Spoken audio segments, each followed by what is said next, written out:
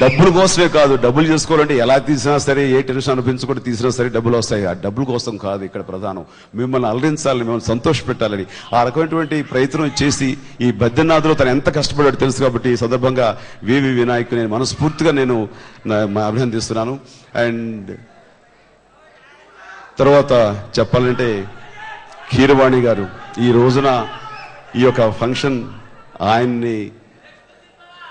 ఆయనకి సంబంధించింది. సో ఆయన గురించి చెప్పాలంటే నిజంగా మనం సరిపోం. ఆయన నిజంగా సరస్వతి పుత్రుడు. ఆ సంగతి తెలిస్తేనేమో పెద్దలానికి కీరవాణి అని చెప్పేసి పేరు కూడా ముందుగానే పెట్టారు. ఆయన ముందు నుంచి కూడా నాకు తెలుసు, చక్రవర్తి గారి దగ్గర పనిచేసే దగ్గర నుంచి కూడాను ఆయన పని తప్ప ఇంకో వ్యాపకం లేదు. ఆయన సంగీతం తప్ప మరొక ధ్యాస ఉండదు. ఎంతసేపటికి ఆయన ధ్యాస అయినా శ్వాస అయినా సంగీతం సంగీతం సంగీతం. కాబట్టి ఆయన ఒక గొప్ప ఎగ్జాంపుల్. ఒక వృత్తిలో నిష్ణాతులు కావాలి, హైట్స్కి వెళ్ళాలి అంటే అహర్నిశలు దాంట్లో నిమగ్నమైన వాళ్ళు మాత్రమే ఆ హైట్స్కి చేరుకోగలరు. ఆ రకమైన కీరవాణి గారు ఆయన ప్రాణం పెడతారు దేనికైనా సరే. ఆ రకమైనటువంటి ఈ సంగీతానికి ఆయన ఎంత మనసు పెట్టారు, ఎంత ప్రాణం పెట్టారు అంటానికి మగధీర సాక్ష్యం. అలాగే ఈ సినిమా ఖచ్చితంగా ఆయన అద్భుతంగా ఆయన సంగీతం అందించుంటారంటే ఎలాంటి సందేహం లేదు. ఇంకా నేను వినలేదు, మీరంతా ఎంత ఉత్సాహంతో ఉన్నారో సంగీతం వినాలని చెప్పేసి, పాటలు వినాలని, అదే రకంగా నేను అదే ఉత్సాహంతో ఉన్నాను. నో డౌట్ కొంతమంది చూస్తుంటే కనుక మనం ఏమి విని ఆ తర్వాత చెప్తామండి ఎంత బాగున్నాయి అనక్కర్లా. వాళ్ళు ఉన్నారంటే సాంగ్స్ చాలా బాగుంటాయి. ఆయన సంగీతం అందించారు. కీరవాణి గారు ఉన్నారంటేనే సంగీతం అత్యద్భుతంగా ఉంటుంది, వేరే చెప్పక్కర్లా. ఈ సందర్భంగా ఈ సినిమాకి ఆయన మ్యూజిక్ అందివ్వడం అనేది అది బద్రీనాథ్ సూపర్ డూపర్ హిట్ అవుతుంది. మ్యూజికల్ కానీ వేరే ప్రత్యేకించి చెప్పకలేదు. వారికి ఈ సభాముఖంగా నా అభినందనలు తెలియజేస్తాను. Thank you sir. ఇక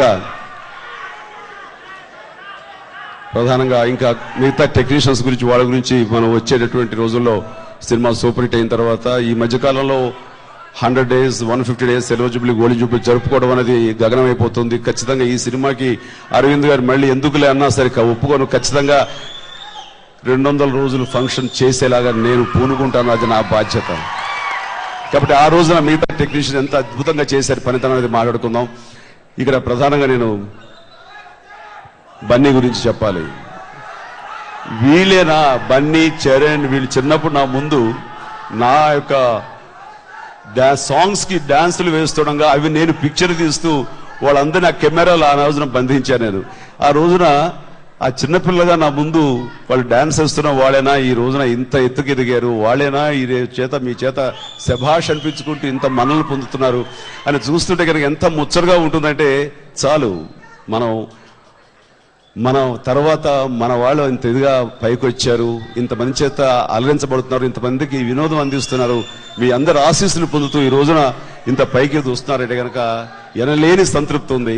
ఆ రకంగా ఆ యొక్క పరంపరను అనండి, లేదా ఆ నెక్స్ట్ జనరేషన్ హీరోస్గా వాళ్ళు ముందుకి తీసుకువెళ్ళటం అన్నది చాలా సంతోషంగా ఉంది మా ఇమేజ్ని. ఆ రకంగా బన్నీ తనకు ఉన్నది చాలు, తను చేసేది చాలు అనుకోకుండా ప్రతి సినిమా కూడాను కష్టపడుతూ ఎంత శ్రమకు తీసుకుంటాడు అనేది ఇంట్లో ఉండి చూస్తున్నా నాకు తెలుసు. తను నిజంగానే చాలా కాలం చెయ్యి ఫ్రాక్చర్ అయ్యి చాలా బాధపడ్డాడు. అయినా కానీ ఆ సమయంలో కూడా షూటింగ్ కోసం ఒక్క క్షణం కూడా రిలాక్స్ అవ్వలేదు. తను పడే శారీరక శ్రమ చూస్తుంటే ఇంత అవసరమా నాకే అనిపిస్తుంది. ఒక్కోసారి అనిపిస్తుంది అవసరం పడని. కాబట్టి ఇంత మంచి శభాష్ అనిపించుకుంటున్నాడు, ఇంతమంది చేత ద బెస్ట్ అన్నాడు. ఇందాక అందరూ అన్నారు సిలబస్ స్టాల్ అయిన అని చెప్పేసి, ఇంకోటి అని చెప్పేసి. ఏమైనా చాలా సంతోషం. తను బ్యాంక్ వెళ్ళింది బర్మా కదా, వియత్నాం వెళ్ళాడు. ఎక్కడున్నాడు వియత్నాంలో పెద్ద హాలిడే స్పాట్ ఏముంటుందంటే కాదు అక్కడ ఈ యొక్క స్పోర్ట్ ఫైట్ నేర్పే వాళ్ళు ఉన్నారు. అక్కడ వాళ్ళ దగ్గర ట్రైనింగ్ తీసుకుందాం అని అంటే చాలా ముచ్చరేసింది. ఎప్పుడు వస్తారు 1 week కాదు 2 months. చాలా మంచి పరిణామం అది. ఎందుకంటే ప్రతి ఒక్కళ్ళు అంత కష్టపడి చేస్తే దాని రిజల్ట్ రేపు మనం చూడబోతున్నాం. ఏది కూడా ఆషామాషిగా రాదు. ప్రతిది కూడాను మనం కష్టపడితేనే ఆ కష్ట ఫలితమే ఈ రోజున మనందరం చూడగలుగుతున్నాం. చెప్పాలంటే ఈ రోజున మీ ప్రతి ఒక్కళ్ళు కూడాను ఆకతాయిగా ఉండే ప్రతి ఒక్కళ్ళు కూడాను ఆ సరదాలకి ఓ పక్కన పెట్టినా భవిష్యత్తులో మనం ఏం అవ్వాలని మీరందరూ నిర్దేశించుకుంటే ఖచ్చితంగా అయ్యి తీరుతారు అనడానికి వీళ్ళందరూ కూడా కారణం. చిన్నప్పటి నుంచి కూడా వీళ్ళు సినిమా పట్ల ఉన్న ఆసక్తి కానివ్వండి, నన్ను చూసి ఇన్స్పైర్ అవనివ్వండి, లేదా మా సినిమాలు వేరే వాళ్ళని చూసి ఇన్స్పైర్ అవనివ్వండి, సినిమాలోనే ఉండాలి, సినిమాలో మనం ద బెస్ట్ అనిపించుకోవాలన్న తపన అటు చరణ్లోను ఇటు బన్నీలోను కనిపించి వాళ్ళిద్దరు కూడా ఈ రోజున రిజల్ట్ చూపిస్తున్నారు. ఆ రకమైన తపన పడుతున్నారు. అంటే ఏదైనా మనం ఒకటి అవ్వాలి అంటే కనుక అది ఖచ్చితంగా అయ్యి తీరుతాం అనడానికి ఆ యంగ్స్టర్స్ ఎగ్జాంపుల్. ఇక్కడున్న ప్రతి యంగ్స్టర్స్ కూడాను వాళ్ళని ఎగ్జాంపుల్ గా తీసుకోగలిగి అందరూ సినిమా ఇండస్ట్రీనే కాదు, మీ ఫీల్డ్స్ లో మీ రంగాల్లో భవిష్యత్తులో ఖచ్చితంగా మీరేం అవ్వాలి అనుకుని మీరు కళలు కంటారు, అవి అయ్యి తీరుతారు అనడానికి ఎలాంటి సందేహం లేదు. నేను వాళ్ళని ఎగ్జాంపుల్ చెప్పడం కాదు, ఇక్కడ మరొక వ్యక్తిని ఇందాక ప్రస్తావించిన వ్యక్తిని చెప్పాలి. ఒక వ్యక్తి ఒక విలేజ్ లో పుట్టాడు. అతనికి స్కూల్కి వెళ్ళటం, లేదా కాలేజీకి వెళ్ళటం, ఆ తర్వాత నెక్స్ట్ చెప్పాలంటే గనక సినిమాలు చూడటం, సినిమా థియేటర్లో సినిమాలను వాచ్ చేయడం తప్ప వేరే వ్యాపకం లేదు.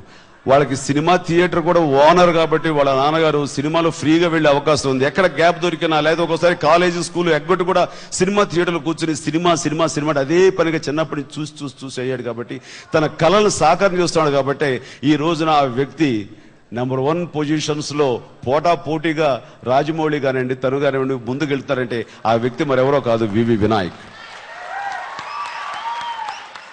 అంత స్థాయికి వెళ్ళారంటే గనక చిన్ననాటి నుంచి ఆ ప్యాషన్ ఉందంటాను. సో మీకు కూడాను మీ ఫీల్డ్లో ఆ ప్యాషన్ ఉండేలాగా మీరు ఆలోచనలు కానివ్వండి, మీ యొక్క ప్రవర్తన కానివ్వండి, మీ అలవాట్లు కానివ్వండి అన్ని కూడా చేసుకోవాలి. చేసుకున్న రోజున ఖచ్చితంగా మీరు అవుతారు. అలాగా అవ్వాలని ప్రతి ఒక్కరికి తెలియజేసుకుంటూ, ఆడియో పైరసీ అన్నది ఈ రోజున పెద్ద మనకి అందరికీ ఒక పెనుముప్పులాగా పరిశ్రమకు ఉంది. దాన్ని నిరోధించి దాన్ని అడ్డుకునే శక్తి సామర్థ్యాలు మళ్ళీ మీకే ఉన్నాయి. ఎందుకంటే దాదాపుగా ఈ మధ్యకాలంలో అభిమానులు ఎక్కడైతే పూనుకున్నారో, అభిమానులు ఎక్కడైతే కనుక వాళ్ళు పైరసీని ఎంకరేజ్ చేయం, అలాగే రానివ్వకుండా కూడా చూస్తాం సైనికుల్లాగా అని మీరు అనుకోబట్టి ఈ మధ్యకాలంలో పైరసీ అనేది ఎంతో కొంత కంట్రోల్ అయ్యింది. ఆ రకంగా కంట్రోల్ చేయడానికి కారణమైన అభిమానులకు హృదయపూర్వక అభినందనలు తెలియజేస్తూ ఇదే పందాలో మీరు ఉండాలి. పైరసీని ఎంకరేజ్ చేయకండి. పైరసీ అనేది మీరు చూడనివ్వద్దు, రాకుండా చేయండి. ఆ రకంగా బద్రీనాథ్ ఆడియోని సూపర్ హిట్ చేయడానికి మీరందరూ కూడా దోహదపడతారని నేను భావిస్తూ ఈ అవకాశం ఇచ్చినందుకు థ్యాంక్స్ చెప్తూ యూనిట్ లో ఉన్న ప్రతి ఒక్కరికి ఆల్ ద బెస్ట్ చెప్తున్నాను. సార్ వినయ్, అంటే ఈ సందర్భంగా ఒక చిన్న విషయం చెప్పాలి. నేను నా స్పీచ్ లేదు కనుక ముఖ్యంగా రాజమౌళి ఎక్కడ రాజమౌళి అంటే నీ ఒక చిన్న ఇది చెప్పాలి. మేము ఈ స్క్రిప్ట్ అయిపోయి షూటింగ్ కి ప్రారంభించే ముందు ఒక చిన్న మా ఇద్దరి మధ్యలో జరిగిన సన్నివేశం, దీనికి ఏమిట్రా, దీనికి ఒక మగధీరుడు కంపారిజన్ రాకూడదు.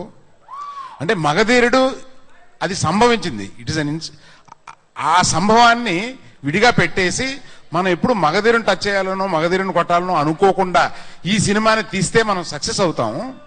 మగధీరుడు అక్కడ ఉంటది, ఆ తర్వాత బెస్ట్ ఫిల్మ్ ని మనం క్రాస్ చేయాలి అని మాత్రమే మనం ఆలోచించాలి. అప్పుడే మంచి సినిమా తీయగలుగుతాం.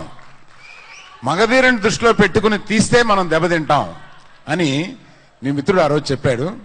అలాగా బన్నీ కూడా ప్రతిసారి ఏమంటారంటే కత్తి తప్ప మగధీరుడికి దీనికి ఏ సంబంధం లేదు, కానీ ఆ కత్తి ఉండడం వల్ల ఓ పోలిక వస్తుందేమోనని బన్నీలో కూడా ఓ చిన్న సందేహం భయం ఉంది. అందువల్ల ఇది కథలో గాని దీని నడకలో గాని మగధీరుడికి ఏ సంబంధం లేదు. మగధీరుడు అనేది ఒక సంభవం, అది ఎప్పుడో ఒకసారి ఓ 15 సంవత్సరాలకు ఒకసారి జరుగుతూ ఉంటుంది. అట్లా జరిగింది. అందుకని ఆ విషయాన్ని నేను చెప్పాలని అనుకున్నాను. ఇప్పుడు అతను చెప్పింది నాకు మీకు రిపీట్ చేశాను.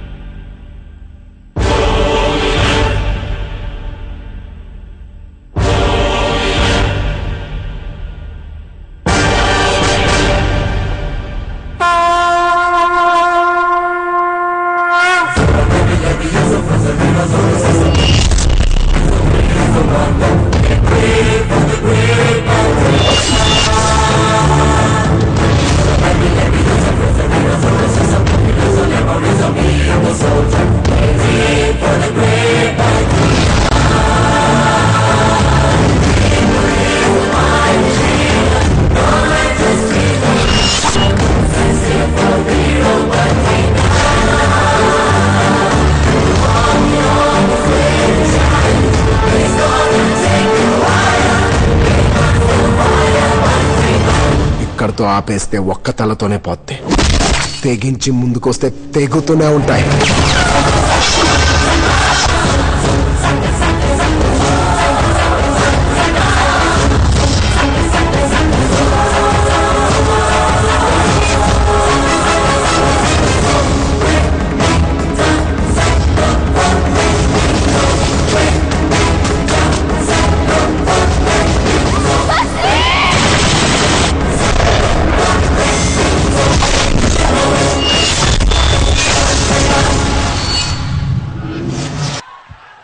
చిరంజీవి గారిని వేదిక మీదే ఉండవలసిందిగా కోరుకుంటూ ఇప్పుడు ఆడియో రిలీజ్ కార్యక్రమం జరగబోతుంది. ఈనాటి ఈ కార్యక్రమానికి విచ్చేసిన అతిరథ మహారథులందరినీ కూడా వేదిక మీదకి ఆహ్వానిస్తున్నాము. ముందుగా వారు ఎక్కువగా సభల్లో మాట్లాడరు, కానీ వారి సినిమాలే అన్ని మాట్లాడేస్తూ ఉంటాయి.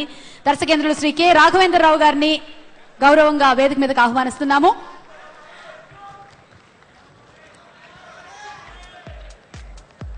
కె రాఘవేంద్రరావు గారికి ఇదే మా సాదర స్వాగతం. రాఘవేంద్రరావు గారికి బొకేను అందించవలసిందిగా అల్లు అరవింద్ గారిని కోరుకుంటూ, వీరి పేరులో 2 ఎస్లు ఉన్నాయండి. First S is sure and second S is success. ఇప్పటి వరకు తీసినటువంటి ప్రతి ఒక్క సినిమాని సక్సెస్ చేసిన ఏకైక డైరెక్టర్ ఎస్ఎస్ రాజమౌళి గారిని సాదరంగా వేదిక మీదకి ఆహ్వానిస్తున్నాము.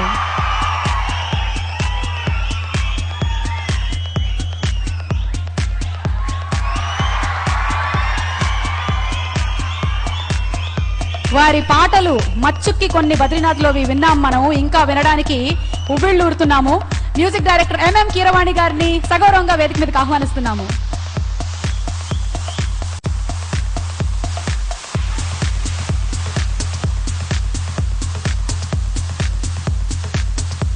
కీరవాణి గారికి మరోసారి స్వాగతం చెప్తూ నిర్మాత ఠాగూర్ మధు గారిని కూడా సాదరంగా వేదిక మీదకి ఆహ్వానిస్తున్నాము.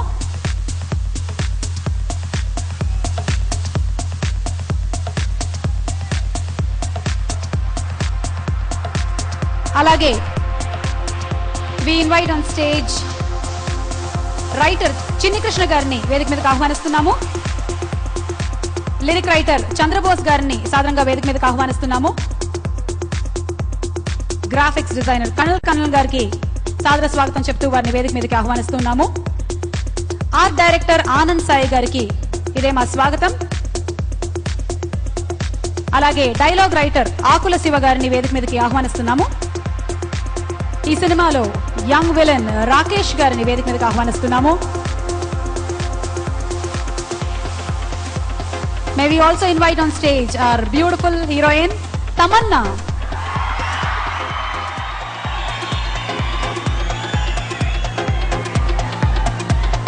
తమన్నా ఆల్రెడీ సక్సెస్ బాటలో నడుస్తోంది. నిన్ననే గీతా ఆర్ట్ సినిమా 100% లవ్ కూడా రిలీజ్ అయింది and she's hit jackpot.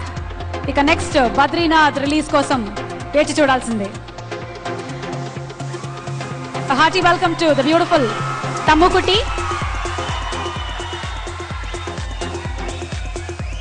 ఇక ఇప్పుడు ఇద్దరిని కలిసి పిలిచేద్దామా? Badrinath, Allu Arjun and also Ram Charan Tej.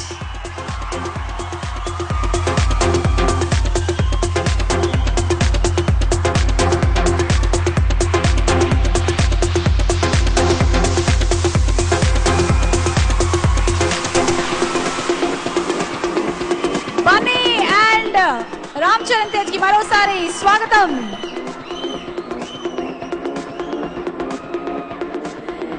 And అలాగే ఈనాటి ఈ కార్యక్రమానికి విచ్చేసిన ఎంతో మంది డైరెక్టర్లు, నిర్మాతలు, వారందరినీ కూడాను వేదిక మీదకి ఆహ్వానిస్తూ ముందుగా కోదండ రామరెడ్డి గారిని సగౌరవంగా వేదిక మీదకి ఆహ్వానిస్తున్నాము. దర్శకులు కోదండ రామరెడ్డి గారికి ఇదే మా స్వాగతం.